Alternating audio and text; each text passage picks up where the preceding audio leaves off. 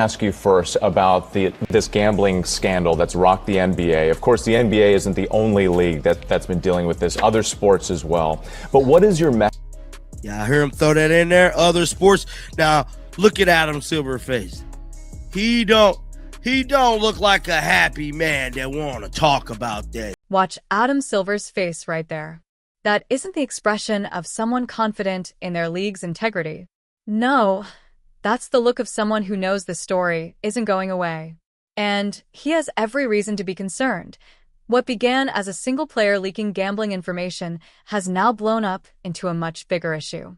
The FBI investigation, which everyone thought had faded, is back in the spotlight, and this time, the WNBA is directly in the crosshairs. Gambling situation, because the NBA did their own investigation and they swept all of this under the rug, which caused an investigation into the NBA. Well, the NBA released another statement a little bit after that, came out that he had to go meet with Capitol Hill, that they was doing a new investigation into the NBA, pretty much, and the WNBA. We haven't heard nothing come out from that investigation, y'all, and it's been about 3-4 months. October 2024. Adam Silver sits before Congress, testifying about gambling, corruption, and professional basketball. No footage of the hearing was released, which should tell you something right there. When leagues want transparency, they broadcast everything. When they're in damage control mode, suddenly the cameras malfunction. Here's what we know happened behind those closed doors. The FBI presented evidence that the NBA knew about Terry Rozier's illegal gambling activities back in 2019 or 2020 and chose to sweep it under the rug. The league conducted its own internal investigation, found serious issues, and decided the best course of action was to pretend nothing happened. That decision is now why Silver had to explain himself to federal investigators. And the WNBA isn't getting a pass this time. Word on the street is that WNBA referees are now under investigation for the same offenses that got the NBA in trouble, altering games to benefit gamblers.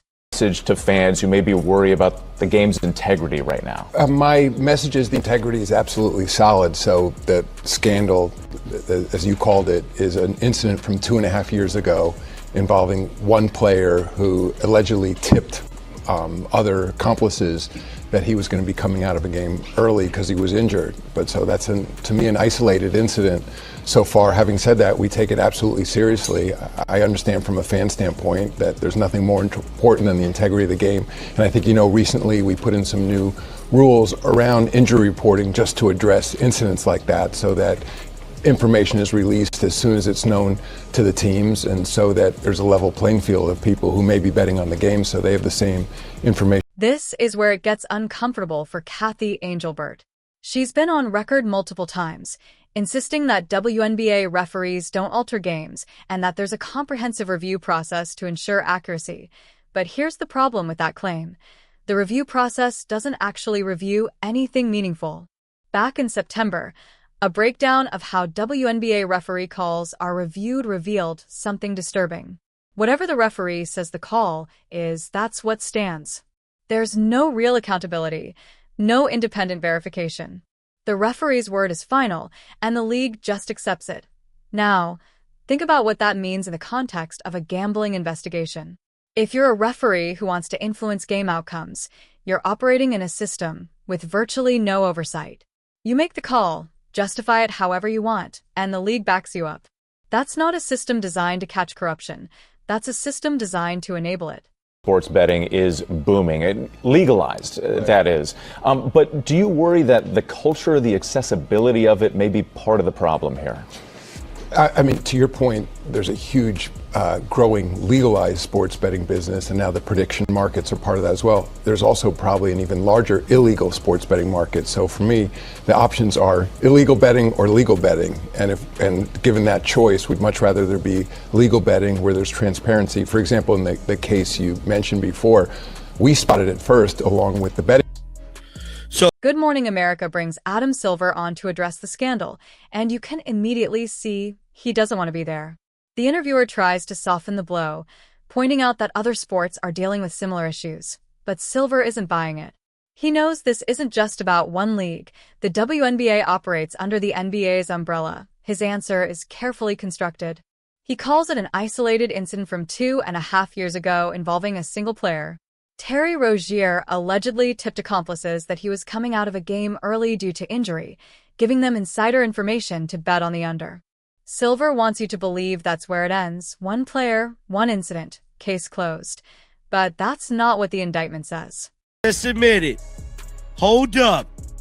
So they did catch you. Let's listen. Transparency. For example, in the case you mentioned before, we spotted it first along with the betting companies because there was aberrational behavior betting on the so-called unders for that game. So we think we're much better off if there's going to be betting, and there will be, that it be in a legal, transparent framework rather than be controlled, by bad forces. And here's where Silver's narrative completely falls apart.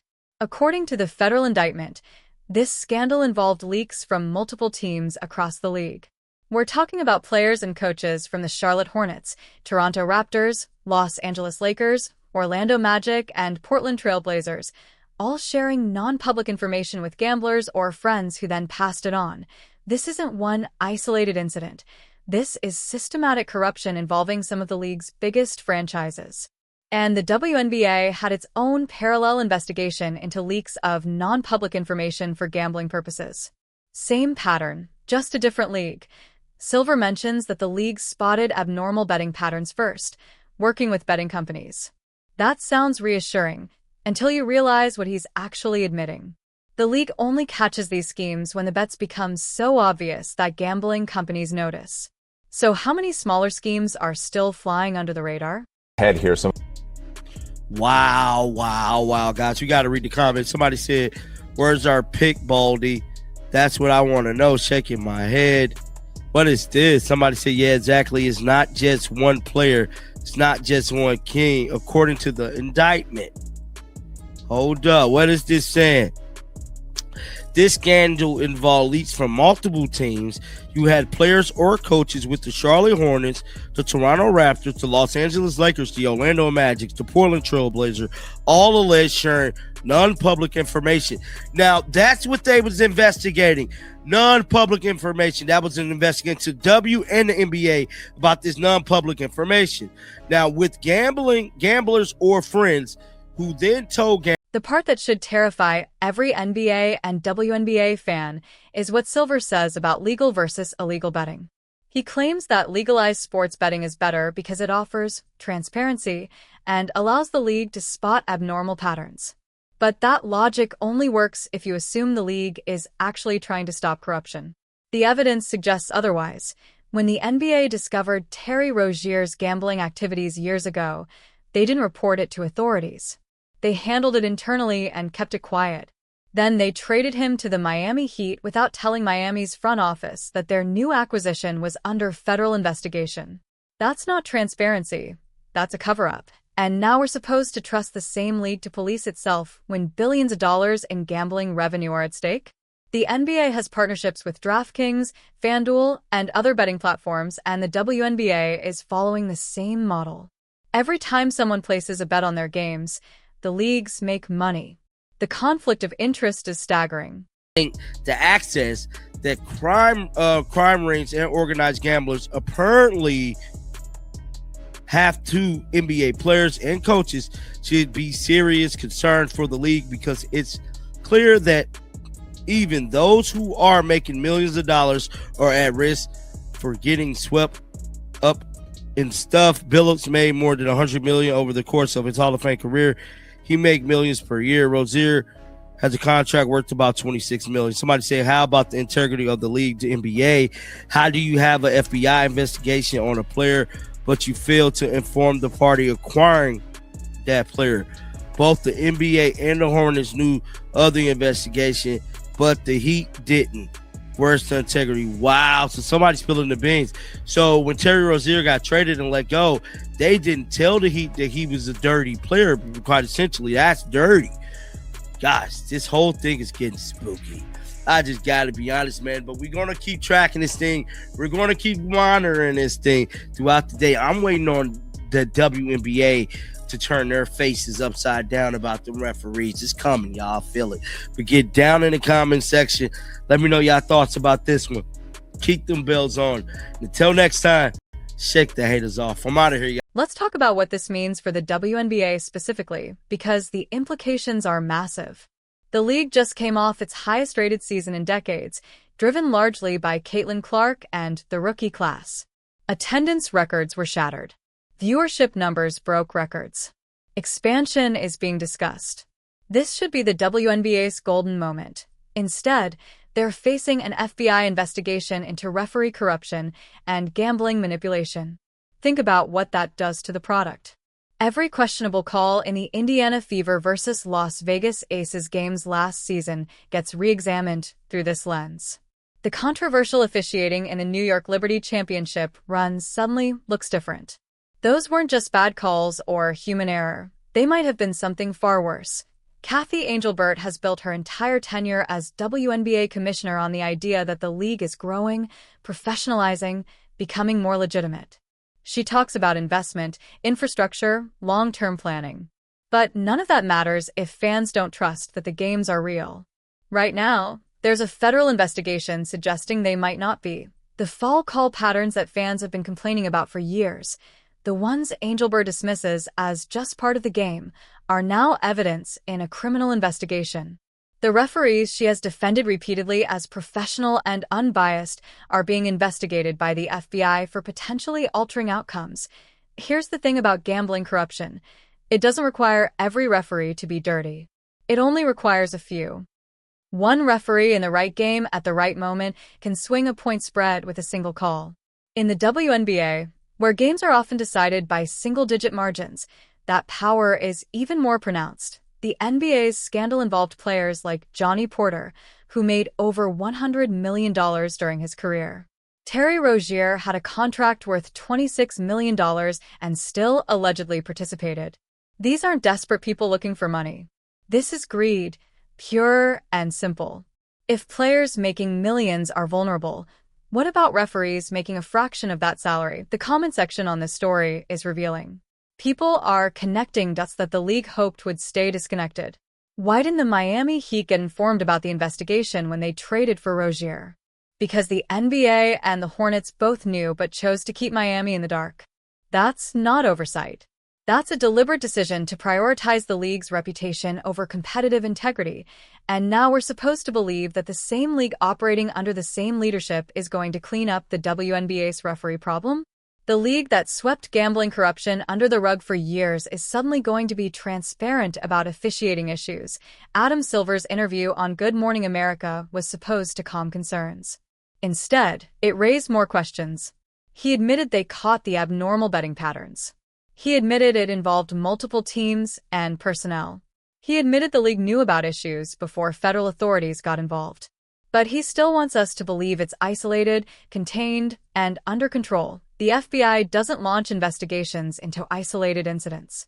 They don't haul commissioners before Congress over one player making bad decisions. They investigate when they have evidence of systematic problems that threaten the integrity of billion-dollar industries. For WNBA fans, this is personal. The league has asked for years of patience, promising that investment and growth were coming. Fans showed up this year in record numbers. They bought tickets, watched games, engaged on social media, defended the league against criticism, and now they're learning that while they were being told to trust the process, federal investigators were looking into whether the games they were watching were legitimate. The next few months are going to be crucial. The FBI investigation will continue. More information will come out. Cathy Engelbert is going to have to answer questions she's been avoiding for years about referee accountability, review processes, and what the league actually knew about potential corruption. Here's what Adam Silver revealed in that interview. Whether he meant to or not, the leagues knew. They spotted it. They saw the patterns. And their first instinct wasn't to report it, fix it, or alert anyone. Their first instinct was to handle it quietly and hope nobody noticed. The FBI noticed. Congress noticed. And now millions of WNBA fans are noticing, too. The question isn't whether there's a problem anymore. The question is how deep it goes, how long it's been happening, and whether anyone in leadership actually cares enough to fix it, or if they're just going to keep doing what they've always done. Manage the optics, control the narrative, and hope the next news cycle makes everyone forget. Here's what I want to know. Do you still trust that the games you're watching are real? After everything we just laid out, after the federal investigation, after Silver's admission that they knew about problems and kept quiet, can you watch a controversial referee call in a WNBA playoff game and believe it's just human error? Or are you going to wonder, like millions of other fans are wondering right now, whether something else is going on? Drop your thoughts in the comments. Tell me if you think this investigation is going to actually change anything, or if it's just going to be another scandal that the league weathers and moves past, because from where I'm sitting, this feels different. This feels like the moment where everything either gets exposed and fixed, or the WNBA's credibility takes a hit it might not recover from. Hit that like button if this breakdown gave you perspective you weren't getting anywhere else. Subscribe because we're going to follow this story everywhere it goes. And share this with anyone who still thinks referee complaints are just fans being salty. This isn't about being a sore loser anymore. This is about federal investigators asking the same questions fans have been asking for years. And maybe, finally, we're going to get some real answers.